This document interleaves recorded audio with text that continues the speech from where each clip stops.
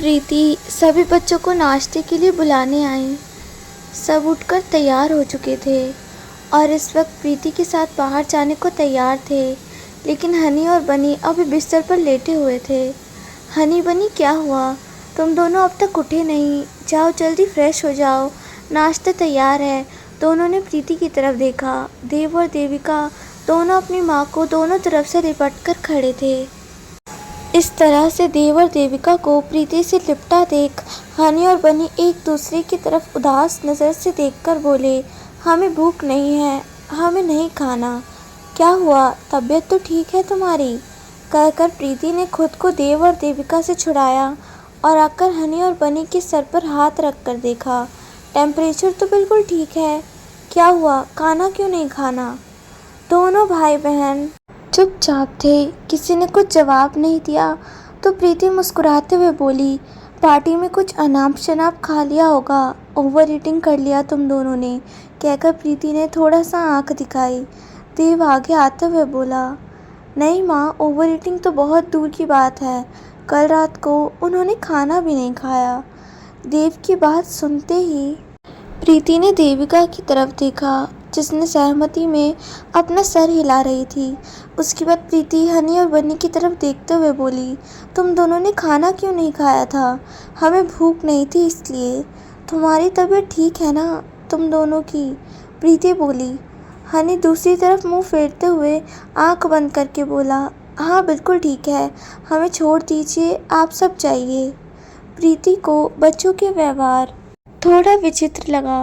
वे सभी बच्चों को लेकर बाहर आ गई और बाहर आकर प्रीति ने सभी बच्चों से डाइनिंग टेबल पर बैठने के लिए कहा और अपनी सास की तरफ देखते हुए बोली, मम्मी जी, मुझे ऐसा लग रहा है जैसे हनी और बनी कुछ नाराज़ हैं। क्यों, क्या हुआ? पता नहीं, बिहेवियर बहुत अजीब है। उन्होंने रात में भी कुछ नहीं खाया, अभी भी कुछ नहीं खाया, तबीयत भी बिल्कुल ठीक है, एक बार आप बात करके देखेंगे? वो उठकर खड़ी हुई और प्रीति की तरफ देखते हुए बोली, तुम इन चारों को खाना खिलाओ, मैं उन दोनों को लेकर आती हूँ। प्रीति मुस्कुराकर अपनी सहमति जताती है और इन चारों बच्चों के लिए खाना निकालने लगती है। सीता जी बच्चों के कमरे में गई तो उन्होंने देखा दोनों बच्चे अब भी बिस्तर पर लेटे हैं, एक दूसरे का मुँह देखकर उदास हैं। हनी, बनी, क्या हुआ तुम दोनों को? दोनों बच्चे उठकर अपनी दादी की तरफ देखते हैं। घर में हर कोई उन्हें प्यार करता था, लेकिन आज महज एक एहसास ने कि नन्ही की माँ बनने के बाद नन्ही उसकी माँ नहीं रहेगी, उन बच्चों को अब किसी का प्यार नज़र नहीं आ रहा था। सीता जी आकर बैठी और प्यार से दोनों के सर पर हाथ फेरते हुए बोली, तुम दोनों ने रात को भी कुछ नहीं खाया था, अभी भी कह रहे हो भूख नहीं है? क्या बात है? हनी और बनी दोनों उठकर बैठ गए, लेकिन कुछ बोल नहीं पाए। देखो, तुम दोनों बताओगे नहीं तो ये समझ कैसे आएगा कि क्या हुआ? हनी ने आशा से अपनी दादी की तरफ देखा और बोली, दादी माँ, हमें हमेशा हमारे माँ का प्यार चाहिए। सीता देवी उसे अपने सीने से लगाते हुए बोली, तो नन्ही करती तो है तुमसे माँ जैसा प्यार। मैं भी करती हूँ, प्रीति भी करती है, सब करते हैं। नहीं, कहते हुए हनी सीता देवी से अलग हुई और थोड़ी तेज़ आवाज़ में बोली, हमें पूरी ज़िंदगी के लिए नंदिनी माँ का प्यार चाहिए। आवाज़ बेशक तेज़ थी, लेकिन बच्चे प्यार ही तो मांग रहे थे। सीता देवी को गुस्सा नहीं आया। ठीक है, आकर नंदी ने तुम्हें डांटा होगा ना, मैं भी उसे डांट कर आती हूँ, चलो मेरे साथ। ये दरवाजे की ओर बढ़ी, मगर बच्चे उनके साथ आगे नहीं आए। वो पलटकर बच्चों की तरफ देखते हुए बोली, क्या हुआ? नंदी ने तुम्हें डांटा ना? चलो मैं नन्ही को डांटती हूँ। नहीं, माँ ने हमें नहीं डांटा। बनी भी उठकर खड़ा हुआ और बिस्तर से नीचे उतरते हुए बोला, उन्होंने हमें कुछ नहीं कहा। तो फिर क्यों नाराज़ हो तुम लोग? क्या हुआ है तुम्हें? दादी बोली। आप जाइए दादी माँ, कहकर हनी और बनी फिर से एक दूसरे को देखकर बिस्तर पर आकर लेट गए। सीता जी खुद नहीं समझ पाई कि बच्चों को क्या हुआ है, लेकिन कहीं ना कहीं उन्हें ये पता चल गया कि ज़रूर नन्ही का इन सब से कोई लेना देना है। इसलिए वह नन्ही से बात करने के लिए उसके कमरे में गई। कार्तिक ड्रेसिंग टेबल के पास खड़ा तैयार हो रहा था। कार्तिक, नन्ही कहाँ है? बेटा, सीता जी कमरे के अंदर। आते हुए बोली, क्या हुआ मॉम? कार्तिक पलटकर सीता जी की ओर आया। नहीं तुझसे नहीं, नन्ही से काम था। बच्चों को पता नहीं क्या हुआ है, उदास भी हैं और आज से कुछ खाया भी नहीं। कार्तिक अपने सर के बालों को सहलाते हुए कहा, अरे हाँ मॉम, इस पार्टी और मेहमानों के चक्कर में मैंने भी ध्यान नहीं दिया इस बात का। हो सकता है इसलिए नाराज़ होंगे, मैं उनसे बात करता हूँ। कहते हुए बाहर निकल गया। सीता जी को भी लगा हो सकता है कि पार्टी में नन्ही और कार्तिक ने उन्हें प्यार दुलार नहीं दिया, शायद इसलिए बच्चे नाराज़ हों। उन्होंने एक बार पलटकर बाथरूम की तरफ देखा और फिर बाहर आ गए। उनके जाते ही नन्ही भी बाथरूम से बाहर आई। अपने बालों से टॉवल निकालकर वहीं चेयर से अपना दुपट्टा उठाती है और भी अपने बच्चों के कमरे में जाने के लिए निकल जाती है, क्योंकि जब वह अपने बालों को टॉवल से लपेट रही थी उसी वक्त उसने सीता जी की बात सुन ली थी। नन्ही खुद भी बच्चों से बात करके अपनी गलती के लिए माफ़ी मांगना चाहती थी। यहाँ बच्चों के कमरे में कार्तिक जैसे ही अंदर आया, बच्चे कार्तिक को देखते ही उसकी तरफ भाग कर आए और कार्तिक से लिपट गए। कार्तिक थोड़ा सा झुकता है, उन दोनों को अपनी गोद में उठा लेता है। अब बच्चे बड़े हो गए थे। कार्तिक की गोद में उठाते ही वे उसके सर के ऊपर तक चले गए थे। दोनों बच्चे अपने पापा के गले में हाथ डालकर मुस्कुरा रहे थे। सीता जी को उन दोनों को ऐसे मुस्कुराता देखकर अच्छा लगा। कार्तिक उन दोनों को अपने साथ लेकर बाहर आ गया और डाइनिंग टेबल के पास चेयर खींचकर उसे उठाते हुए बोला, आई एम सॉरी, कल पार्टी में इतने सारे मेहमान में फिर तुम्हारी माँ भी कल कुछ ठीक नहीं लग रही थी ना। उनकी भी तबीयत तुम्हें पता ही है, 2 दिन पहले उन्हें फीवर था। हनी और बनी हाँ में गर्दन हिलाते हुए बोले, हाँ हमें पता है कि माँ को 2 दिन पहले फीवर था, पर हमें खाना नहीं खाना। हनी रोते हुए बोला। 2 पल मुस्कुराने वाले बच्चे अभी रो रहे थे। कार्तिक हनी को रोता देख हनी और बनी दोनों की तरफ देखते हुए बोला, बात क्या है? तुम कुछ छुपा रहे हो हमसे, बताओ मुझे। हनी बनी की आंखों से कुछ इशारा कर रही थी, तो बनी हनी को आंखों से कुछ इशारा कर रहा था। घर में हर कोई इस वक्त नाश्ते के लिए बाहर आ चुका था और उन दोनों बच्चों को एक दूसरे के साथ आंखों ही आंखों में बात करता देख समझ चुका था कि कोई ना कोई बात ज़रूर है। कार्तिक अपने बच्चों की तरफ देखते हुए बोला, बताओ बच्चों, क्या हुआ? तुम लोगों ने रात को भी नहीं खाना खाया, अभी भी नहीं खाया, रो भी रहे हो, कुछ तकलीफ़ है? कार्तिक बात कर ही रहा था जब तक नन्ही अपने कमरे से अपने दुपट्टे को संभालते हुए बाहर आई। बाल अब तक उसने ठीक से सुखाए नहीं थे, इसलिए उसके पूरे कंधे पर गीले बाल अभी भी झूल रहे थे। बच्चों की नज़र नंदिनी पर गई। नंदिनी मुस्कुराते हुए हनी और बनी को देखते हुए ही आगे बढ़ रही थी। कार्तिक ने दोनों बच्चों की नज़रों का पीछा किया और पलटकर पीछे की तरफ देखने लगा। नंदिनी अब तक मुस्कुराते हुए डाइनिंग एरिया तक आ चुकी थी। बच्चों ने जैसे ही नन्ही को अपनी तरफ आता देखा, दोनों नन्ही की तरफ दौड़ पड़े और जाकर झट से नन्ही के पेट से पकड़कर उससे लिपट गए। दोनों इतनी तेज़ी से दौड़ते हुए आए थे कि नन्ही कुछ कदम पीछे तक चली गई थी। दोनों बच्चों के संभालते संभालते दोनों के कंधे पर हाथ रखकर उसने प्यार से उनके कंधे को थपथपाया। दोनों नन्ही के पेट में मुंह छुपाए कसकर पकड़े हुए थे। दोनों अपनी आंखों को बंद किए हुए थे। क्या हुआ तुम दोनों को? दादी माँ बता रही थी कि तुम लोग खाना नहीं खा रहे हो। माँ से नाराज़ हो? नंदी ने प्यार से पूछा। हनी धीरे से नन्ही से थोड़ा सा अलग हुआ और नन्ही के चेहरे को देखते हुए बोला, आप हमेशा हमें प्यार नहीं करोगे? नन्ही समझ नहीं पाई कि हनी ऐसा क्यों बोल रही है। अपने हाथों से हनी के बालों को सहलाते हुए कहा, क्यों ऐसा क्यों पूछा तुमने? बनी अभी भी लिपटा हुआ अपनी आंखों को बंद किया हुआ था। वो लड़का था। शायद ज़ोर ज़ोर से रोना उसे अपनी कमज़ोरी नज़र आ रहा था। नन्ही का हाथ अब भी उसके कंधे पर था, जबकि दूसरा हाथ हनी के बालों को सहला रहा था। हनी सुबकते हुए अपने नाक को पोंछते हुए बोली, आप सौतेली माँ हो ना, थोड़े ही दिन ही हम लोगों से प्यार करोगी, फिर आप हमसे प्यार नहीं करोगी। सौतेली माँ आवाज़ कान में जाते ही नन्ही की ही नहीं, घर का हर एक सदस्य हैरान था। नन्ही के किसी भी व्यवहार से कभी लगा ही नहीं कि नन्ही उसकी सौतेली माँ है। फिर बच्चों के दिमाग में बात आई कैसे? बच्चे खुद नन्ही को बहुत प्यार करते हैं। मैं सिर्फ तुम्हारी माँ हूँ, ना उसके आगे तुम्हें कुछ लगाना है और नहीं उसके पीछे, सिर्फ माँ। नन्ही हनी को गाल पर बहते आंसू को अपने हाथ से पोंछते हुए बोली। अब जाकर बनी ने नन्ही को छोड़ा और उसकी आंखों में देखते हुए बोला, आपका अपना बेबी होगा ना, फिर आप उससे प्यार करोगे, आपकी माँ बनोगे और हमारे पास फिर से माँ नहीं होगी। ऐसा नहीं कहते कि तुम्हारी माँ को तुमको प्यार नहीं करेगी, नन्ही बोली। लेकिन ऐसे ही होता है ना, जब स्टेप मॉम आती है और उनको अपना बच्चा हो जाता है तो अपने पहले वाले बेबी को प्यार नहीं करती।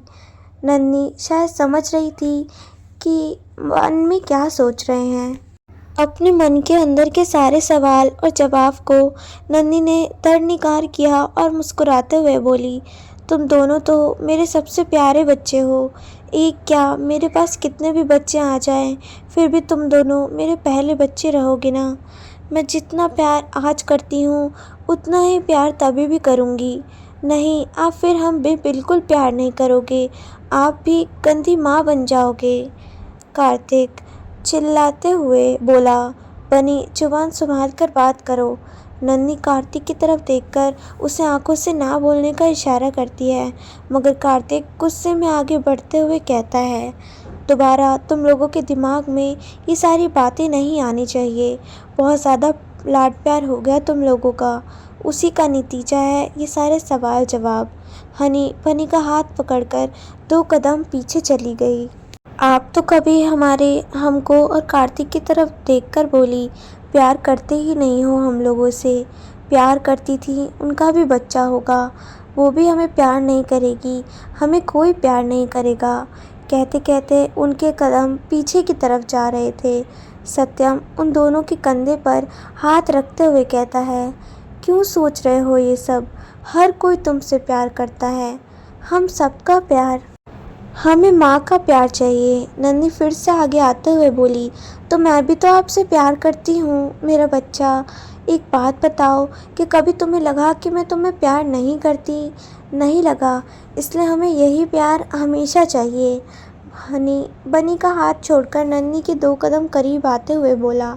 नन्ही अपने घुटनों पर बैठ गई और अपने दोनों हाथों से उसके बहरे को हाथों में भरते हुए बोली, अच्छा तो बताओ, मैं ऐसा क्या करूं कि तुम्हें यकीन हो जाए कि मैं तुमसे हमेशा ऐसे ही प्यार करूंगी।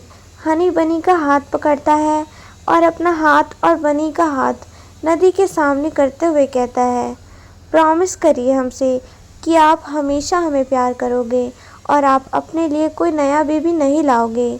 नंदिनी उनके बढ़े हुए हाथ पर अपना हाथ रखने ही वाली थी। कार्तिक चिल्लाया, शट अप, बहुत जवान चल रही है तुम लोगों की, एक थप्पड़ मारूंगा तो मुंह बंद हो जाएगा दोनों का।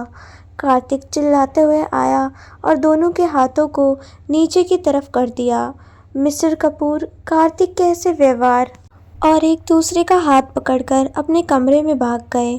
खुश हो गए आप? मैं बात कर रही थी, किसने कहा था बीच में आने के लिए? नंदिनी बोली, क्या बात कर रही थी तुम प्रॉमिस करने वाली थी। कार्तिक को अब नन्ही पर गुस्सा आ रहा था। हाँ तो उनसे हाँ कर देती तो क्या हो जाता। कार्तिक हैरानी से नन्ही को देख रहा था, जो कल रात को अपना बेबी प्लान कर रही थी और अभी कह रही है कर देती वादा। दोनों कुछ पल के लिए एक दूसरे की नज़र में देख रहे थे, जबकि पूरे घर वाले उन दोनों के बीच कोई बहस ना हो जाए यही सोच रहे थे। कार्तिक गुस्से से वहाँ से निकलता है, घर के गार्डन एरिया में चला जाता है। उसको उस तरफ जाता देख प्रीति सत्यम की तरफ देखती है तो सत्यम उसे जाने का इशारा करता है। प्रीति कार्तिक के पीछे पीछे गार्डन एरिया में चली जाती है। वहीं बने हुए एक बेंच के पास बैठकर कार्तिक अंदर और हुई बातों के बारे में सोच रहा था। उसका गुस्सा उसे बर्दाश्त नहीं हो पा रहा था। नन्ही के आने के बाद से उसने अपने टेपर को बहुत कम किया था, लेकिन जो गुस्सा उसके अंदर था वह अपने आप को 100% तो बदल नहीं सकता था। तभी उसने महसूस किया उसके पीछे कोई है। प्रीति धीरे से बोली, कार्तिक। कार्तिक बिना कुछ बोले अपनी मुट्ठियों को बांधे अपने गुस्से को शांत करने की कोशिश कर रहा था। प्रीति 2 कदम आगे आई और उसके कंधे पर अपना हाथ रख दिया। कुछ पल के लिए दोनों यूं ही थे, ना प्रीति कुछ बोल रही थी, ना कार्तिक कुछ कह रहा था। कल रात को उसने मुझसे कहा उसे एक बच्चा चाहिए। हम उसकी पढ़ाई की वजह से रुक गए थे, क्योंकि उसकी पढ़ाई अभी पूरी नहीं हुई थी। एक बार ब्रेक ले लेती तो दोबारा फिर सब कुछ बहुत मुश्किल हो जाता उसके लिए। प्रीति सुन रही थी और वह कार्तिक की सारी बातें सुन लेना चाहती थी, इसलिए बिना कुछ बोले उसके कंधे पर हाथ रख के खड़ी थी।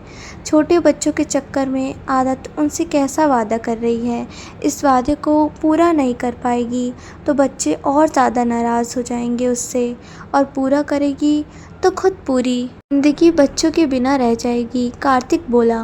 प्रीति समझ सकती थी कार्तिक की भी बात सही थी। झूठा वादा करे तो भी नन्ही फंसती और वादा ना करे तो भी नन्ही फंस जाएगी। दोनों ही सूरत में वो बच्चों के सामने बुरी माँ बन जाएगी। बच्चों को समझाएंगे कि बच्चों के दिमाग में कहाँ से आ गई। प्रीति बोली, लेकिन सबसे पहले इस बेवकूफ़ को समझाओ जो पागलों की तरह कुछ भी बोली जा रही थी। तभी नन्ही के पायल की आवाज़ कार्तिक ने सुना। प्रीति पीछे पलटकर देखती है। नन्ही को इस तरफ आता देख और मुस्कुराते हुए कार्तिक के कंधे से हाथ हटाकर अंदर की तरफ जाने लगती है। बीच में प्रीति और नन्ही दोनों एक दूसरे के आमने सामने आते हैं।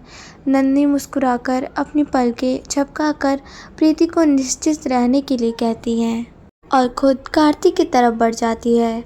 कार्तिक उसकी पायल की आवाज़ ले समझ चुका था, उसकी जान उसके पास आ चुकी है, मगर बिना कुछ बोले वह चुपचाप अभी बैठा हुआ था। उसे नन्ही पर भी उसे गुस्सा आ रहा था। मिस्टर कपूर। नन्ही उसे बेंच को पार करके कार्तिक के सामने जाकर खड़ी हो गई। कार्तिक ने अपनी नज़र उठाई और नन्ही को देखा, जो कि मुस्कुराकर उसे देख रही थी। जाने क्या जागता इस मुस्कुराहट में। कार्तिक कैसा बिगड़ा मूड हो, ये मुस्कुराहट उसको ठीक कर दिया करता था। इतने गुस्से में भी कार्तिक के चेहरे पर एक प्यारी सी मुस्कुराहट आ गई और वह मुस्कुराकर बोला, तुम्हारा जादू मुझ पर नहीं चलेगा, बहुत गलत कर रही हो। नन्ही अपने घुटनों पर कार्तिक के सामने बैठे हुए बोली, बच्चे हैं, हो सकता है कुछ ऐसा देखा सुना हो, मन में डर बैठ जाता है ना। क्या डर है उनको, शायद कोई नया बेबी आएगा तो उनका प्यार कम हो जाएगा। ये एक बात बताओ, इस घर में ऐसा कौन है जो बच्चों को प्यार नहीं करता, और सबसे ज़्यादा तुम करती हो। कार्तिक ने कहा, ये तो बच्चे भी कहते हैं कि मैं उनसे बहुत प्यार करती हूँ, और क्या बात है, बच्चों के पापा भी कह रहे हैं। नन्ही हंसकर बोली, तुम्हारी हंसी मेरा गुस्सा कम नहीं करेगी। कार्तिक उसके हाथ को अपने हाथ में पकड़ते हुए बोला, क्या करने जा रही थी? तुम बच्चों के हाथ पर हाथ रखकर वचन दे रही थी। अगर वादा पूरा नहीं हो पाएगा तो तुम्हें झूठा कहेंगे, और अगर पूरा करोगी फिर बिना औलाद के रह जाओगी। मिस्टर कपूर, कैसी बातें कर रहे हैं आप? मेरे तो खुद के 2 बच्चे हैं, मैं झूठा वादा क्यों करूँगी? क्या होगा अगर मुझे बच्चा नहीं हुआ तो? ये दोनों भी तो मेरे बच्चे हैं ना। नन्ही, स्टॉप दिस नॉनसेंस। गुस्सा आ रहा है मुझे तुम पर, लेकिन क्यों आ रहा है आपको गुस्सा? आप खुश क्यों नहीं हो ये बात जानकर कि हमारे 2 बच्चे हैं और वह आपका खून और मेरा प्यार है? मुझे उनसे बहुत प्यार है, उतना ही जितना सबको अपना बेटा प्यारा होता है। लेकिन तुम बीवी हो मेरी, अगर एक बाप होने के नाते तुम उन बच्चों के प्रति मेरी जिम्मेदारी है, तो एक पति होने के नाते तुम्हारे प्रति भी मेरी जिम्मेदारी है।